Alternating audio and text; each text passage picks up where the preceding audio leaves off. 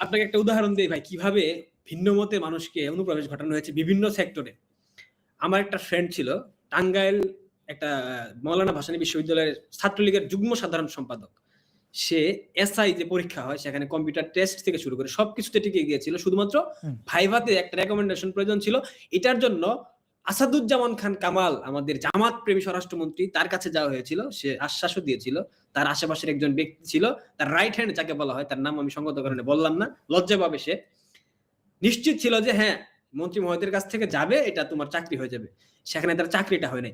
তার বিশ্ববিদ্যালয়ের জামাতের নেতার ছেলের চাকরি হয়েছে সেই জায়গায়। তাহলে আপনি বুঝে নেন ছাত্রলীগের নেতাকর্মীদেরকে কিভাবে তারা ট্রিট করত। প্রত্যেকটা সেক্টরে আপনি দেখেন স্বাধীনতা বিরোধী চক্রের আস্ফালন আপনি কেন দেখতে পাচ্ছেন? আওয়ামী লীগ 15 বছর ক্ষমতায় ছিল। তাদের লোক কোথায় এখন? কোথায়? কোথায় সেই আওয়ামী লীগের বুদ্ধিজীবীরা? কেন থাকবে ভাই? যে বুদ্ধিজীবীদের উপর আপনি এই অযোগ্য লোকদেরকে চাপিয়ে দিয়েছেন তাদের বিভিন্ন সিদ্ধান্ত। সেই সিদ্ধান্ত চাপিয়ে দেওয়ার কিভাবে এক্সপেক্ট করেন যে সেই বুদ্ধিজীবী আপনার হয়ে কথা বলবে? বলবে না তো। এটা তো ১ দিন ২ দিনে হয় নাই।